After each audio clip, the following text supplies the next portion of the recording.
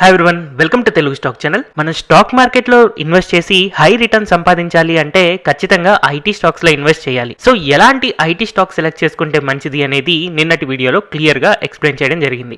అయితే ఆ పాయింట్స్ని మనం ఎక్కడ వెతకాలి, ఏ వెబ్సైట్స్లో మనకి డేటా ఈజీగా అవైలబుల్ ఉంటుంది అనే దాని గురించి నేను ఈ వీడియోలో కవర్ చేయబోతున్నాను. సో ఫస్ట్ ఆఫ్ ఆల్ మనం లాస్ట్ వీడియోలో 6 పాయింట్స్ని డిస్కస్ చేసుకున్నాం. ఒక్కొక్క దాన్ని డిఫరెంట్ వెబ్సైట్స్లో చూడాల్సి ఉంటుంది. మనం సింపుల్గా చూడడం కోసం ఏ వెబ్సైట్స్ ఫాలో అవ్వచ్చు? సో దాంట్లో ఫస్ట్ది మనం ఆపరేటింగ్ ప్రాఫిట్ మార్జిన్ చూడాలి.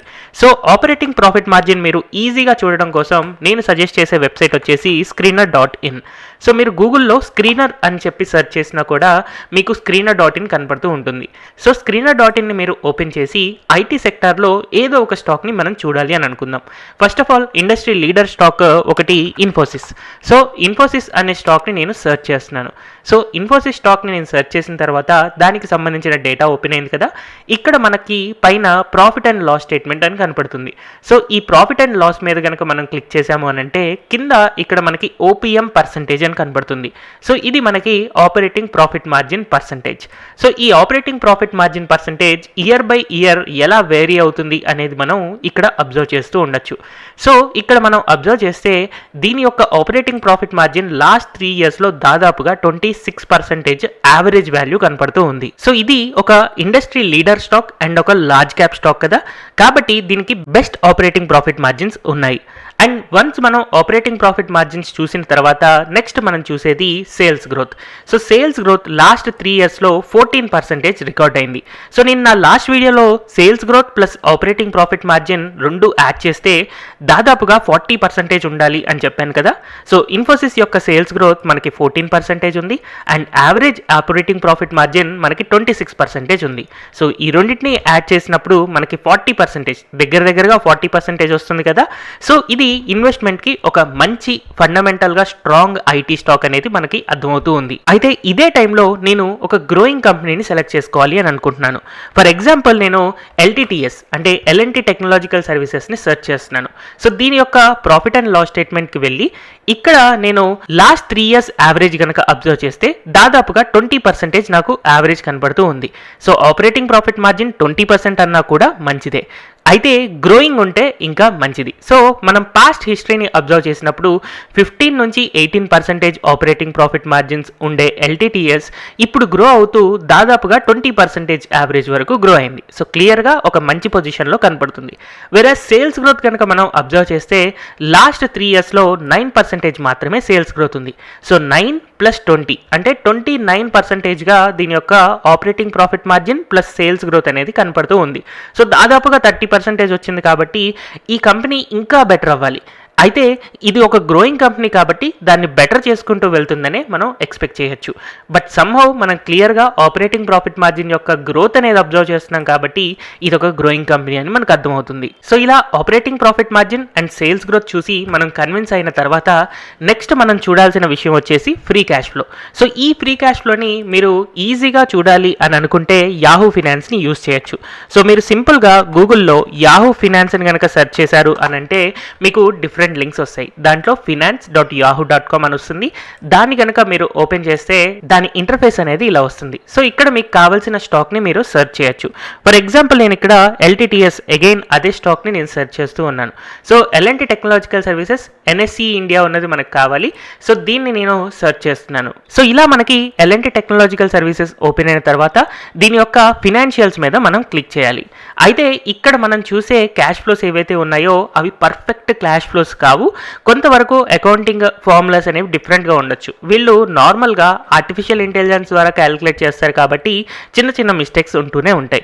అయితే ఇక్కడ మనకి డైరెక్ట్గా ఫైనాన్షియల్స్ క్లిక్ చేసినప్పుడు ఇన్కమ్ స్టేట్మెంట్ ఓపెన్ అయింది. బట్ ఇక్కడ నేను క్యాష్ ఫ్లోస్ ఓపెన్ చేస్తున్నాను. సో క్యాష్ ఫ్లోస్ ఓపెన్ చేసినప్పుడు కింద మనకి ఫ్రీ క్యాష్ ఫ్లో అవైలబుల్ ఉంటుంది. నాకు తెలిసి నేను చూసిన డిఫరెంట్ వెబ్సైట్స్లో ఫ్రీ క్యాష్ ఫ్లో క్యాలిక్యులేట్ చేసే ఒకే ఒక వెబ్సైట్ వచ్చేసి యాహూ ఫినాన్స్. సో ఈ యాహూ ఫినాన్స్ కూడా 100% కరెక్ట్ ఏమీ క్యాలిక్యులేట్ క్యాలిక్యులేట్ చేయట్లేదు, కొంతవరకు డిఫరెన్సెస్ అనేవి నాకు కనపడుతూ ఉన్నాయి. బట్ ఎనీహౌ మనం ఈ క్యాష్ ఫ్లోస్ని కనుక అబ్జర్వ్ చేస్తే పాజిటివ్ వాల్యూ కనపడుతుంది అండ్ గ్రోయింగ్ కనపడుతుంది. ఓన్లీ లాస్ట్ ఇయర్లో మాత్రమే ఒక డిక్లైన్ అనేది కనపడుతూ ఉంది. సో స్టిల్ ఎల్టీటీఎస్ అనేది ఒక పాజిటివ్ కంపెనీగానే మనం కనపడుతూ ఉందన్నమాట. సో ఇలా మనం ఫ్రీ క్యాష్ ఫ్లో చూసిన తర్వాత నెక్స్ట్ మనం 2 విషయాలు అబ్జర్వ్ చేయాలి. సో ఈ 2 విషయాలు అబ్జర్వ్ చేయడం కోసం నేను సజెస్ట్ చేసే ఇంకొక బెస్ట్ వెబ్సైట్ వచ్చేసి ratestar.in. సో మీరు ratestar.inని కనుక సెర్చ్ చేశారు గూగుల్లో అని అంటే ఇలాగా ఒక వెబ్సైట్ అనేది ఓపెన్ అవుతుంది. సో ఇక్కడ నేను అగైన్ ఎల్టీటీఎస్ స్టాక్ని సెర్చ్ చేస్తున్నాను.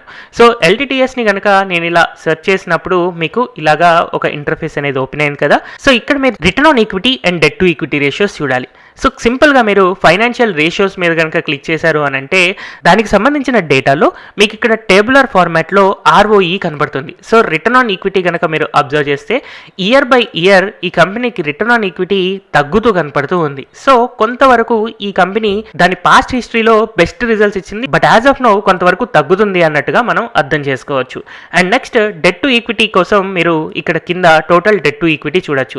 So det to equity almost 0 దగ్గరే ఉంది. మనకి 0.2 వరకు ఉన్నా కూడా ఐటీ కంపెనీస్కి ఏం పర్వాలేదు అని నేను నా లాస్ట్ వీడియోలో ఎక్స్ప్లెయిన్ చేశాను కదా. అండ్ 0 అంటే బెస్ట్ అని కూడా చెప్పాను. కాబట్టి 0 ఉంది కాబట్టి వన్ ఆఫ్ ది బెస్ట్ కేస్గా మనం ఇది తీసుకోవచ్చు. అయితే మీరు సింపుల్గా screener.inలోనే ఆర్ఓఈ అండ్ అలాగే డెట్ టు ఈక్విటీని చూడొచ్చు, కానీ ROE as a single number మీకు కనపడుతుంది. బట్ హిస్టారికల్గా ఆర్ఓఈ పెరుగుతుందా తగ్గుతుందా అని చూడడం కోసం మీకు ratestar.inలో ఇయర్ టు ఇయర్ డేటా ఉండి ఇక్కడ మీరు సింపుల్గా అనలైజ్ చేయడానికి కుదురుతుందన్నమాట. అండ్ ఇలాగ ఫినాన్షియల్ రేషియోస్ అన్ని చూసుకొని మనం సాటిస్ఫై అయిన తర్వాత నెక్స్ట్ మనం అబ్జర్వ్ చేయాల్సింది వాల్యుయేషన్. సో వాల్యుయేషన్ కోసం మనం ప్రైస్ టు ఎర్నింగ్స్ యొక్క చార్ట్ని అబ్జర్వ్ చేయాలి. సో మీరు పీ/ఈ చార్ట్ని కనుక అబ్జర్వ్ చేయాలంటే screener.inలో ఇక్కడ పీ/ఈ రేషియో క్లిక్ చేయడం ద్వారా చూడొచ్చు, లేదా ratestar.inలో కూడా మీరు సింపుల్గా ఇక్కడ పీ/ఈ క్లిక్ చేయడం ద్వారా మీరు ఇక్కడ చూడొచ్చు. సో ఇక్కడ నేను ఆల్ టైమ్ ఫ్రేమ్ కనుక పెట్టుకున్నాను అని అంటే ఎల్ఎన్టీ టెక్నాలజీ యొక్క పీ/ఈ చార్ట్ అనేది మనకు కనపడుతుంది. చాలా మంది తెలియక పీ/ఈ ఎప్పుడైతే పీక్లో ఉందో 70-80 ఉన్నప్పుడు ఇక్కడ ఎంట్రీ ఇచ్చి స్ట్రక్ అయిపోతూ ఉంటారు.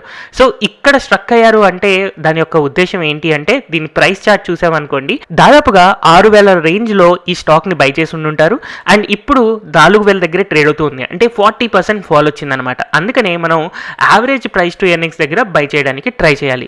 సో మీకు ఒకవేళ యావరేజ్ ప్రైస్ టు ఎర్నింగ్స్ కావాలి అని అనుకుంటే సింపుల్గా మీరు screener.inలో అబ్జర్వ్ చేయొచ్చు.